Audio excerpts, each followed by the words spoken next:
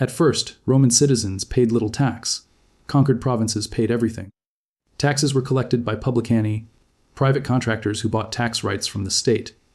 These collectors often abused their power, overcharging, extorting, brutalizing locals.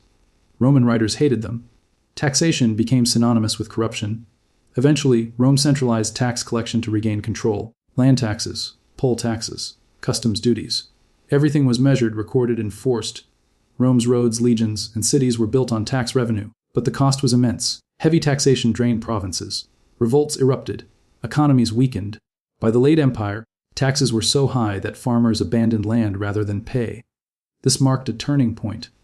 Overt taxation didn't strengthen Rome, it helped destroy it. And here lies the ultimate lesson of ancient taxation. Taxes created civilization, but also tested its limits. From temple offerings to imperial tributae, from grain deliveries to forced labor, from sacred duty to political obligation. Taxation evolved alongside power. 5,000 years ago, people did not ask, "Is this tax fair?" They asked, "What happens if I don't pay?" And often, the answer was simple. You lose your land, your freedom, or your life. Modern tax systems may feel complex, frustrating, even unfair. But compared to ancient taxation, they are merciful. No whips, no forced labor, no debt slavery. The story of taxation is not just about money. It is about control, survival, and the price of civilization itself. Because from the very beginning, civilization has always had a cost. And someone has always been forced to pay it. By the late Bronze Age, kings no longer claimed taxes solely for the gods. They claimed them for the state. This transformation laid the foundation for every modern tax system we know today. But it also planted something dangerous: resistance. Because once people realized taxes were human demands, not divine orders, they began to question them. And that question would shake empires. That quiet realization, that taxes were demanded by men, not gods, changed everything. Once taxation became political, it became negotiable, enforceable, and deeply resented. Nowhere is this clearer than in ancient empires that ruled millions. Take the Assyrian Empire. By 900 BCE, Assyria ruled through terror, and taxation was its sharpest weapon. Conquered cities were not just occupied, they were assessed. Tribute lists were carved into stone: gold, silver, horses, timber, captives. These were not symbolic gifts. They were mandatory taxes imposed on defeated populations. Failure to deliver tribute meant destruction. Assyrian kings proudly recorded punishments: cities burned, leaders executed, populations deported. Taxation here was not economic policy. It was psychological warfare. Empires learned a brutal lesson: taxation could control people without constant fighting. Then came Babylon. Under King Hammurabi around 1750 BCE, taxation entered the legal system. The famous Code of Hammurabi did not list tax rates, but it regulated obligations. Farmers, traders, landlords, all had defined duties to the state. If floods destroyed crops, taxes could be reduced. If negligence caused loss, penalties applied. This was revolutionary. For the first time, taxation followed law, not whim. But even law could not soften the burden. Debt became a silent tax. Peasants borrowed grain to pay taxes. When they couldn't repay, they lost land, then freedom. Entire families fell into debt slavery. To prevent social collapse, Babylonian kings occasionally declared debt jubilees, wiping tax debts clean. Not out of kindness, out of necessity, because a population crushed by taxes cannot fight wars or produce wealth. Now move west to ancient Greece. By 600 BCE, city-states like Athens developed a radically different idea. Direct taxation of citizens was considered dishonorable. Free citizens did not pay regular taxes. Instead, taxes were imposed on foreigners, slaves, trade, and during war, the wealthy.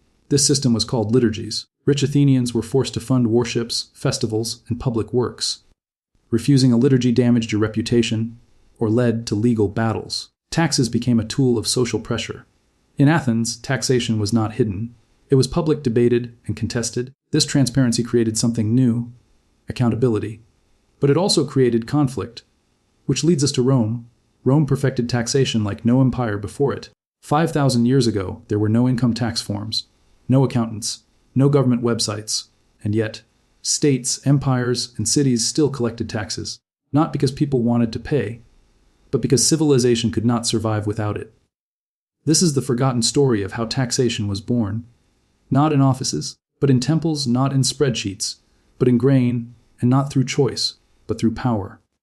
To understand how taxes were collected 5,000 years ago, we must travel back to the very beginning of organized society, ancient Mesopotamia. Around 3000 BCE, between the Tigris and Euphrates rivers, the first true cities emerged: Sumer, Uruk, Lagash.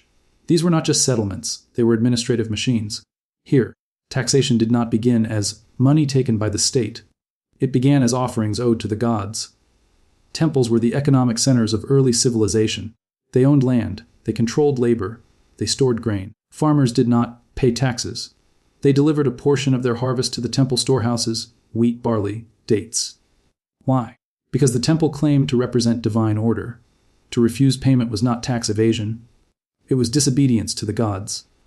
This system was brutally efficient. Scribes recorded every transaction on clay tablets.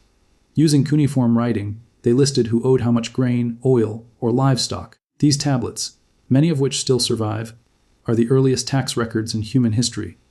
There was no fixed percentage like modern tax rates. Instead, taxation was based on expected output. If your land was fertile, you owed more. If floods destroyed your crops, scribes adjusted your obligation. But mercy had limits.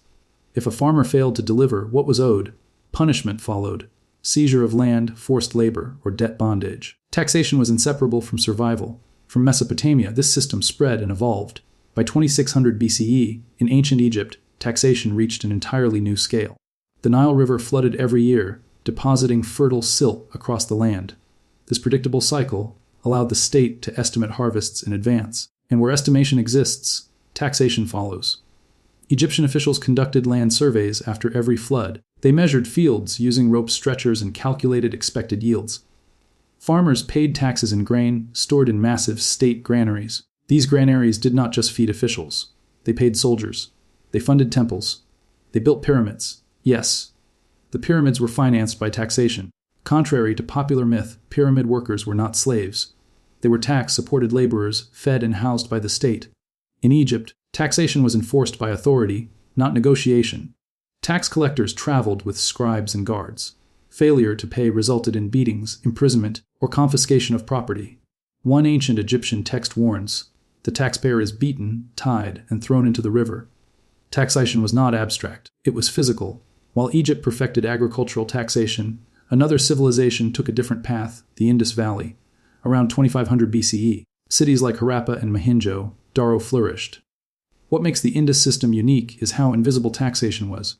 There are no royal inscriptions bragging about taxes, no monuments celebrating kings. Instead, we see standardized bricks, uniform city planning, and massive public baths. This suggests taxation was embedded into production itself. Craftsmen likely paid taxes through standardized goods, farmers through grain contributions, merchants through regulated trade weights. Taxes were collected not loudly, but efficiently. Now move east to ancient China. By 2000 BCE, during the Shang and early Shang dynasties, taxation became directly linked to military power. Peasants paid taxes in three forms: grain, labor, and military service. This system is known as corvée labor. Instead of paying silver or crops alone, citizens were required to work on state projects: canals, walls, roads. Your tax might be 1 month of forced labor per year. Failure to comply meant punishment or exile. Taxation built China's early infrastructure long before coins became common, and coins themselves changed everything. By around 1000 BCE, metal currency slowly entered the system. But early taxes were still mostly paid in kind, not money. Why? Because states needed resources, not symbols. Grain fed armies, labor built cities, livestock sustained elites. Money only mattered once markets expanded. As societies grew, so did the complexity of taxation. Empires required standing armies.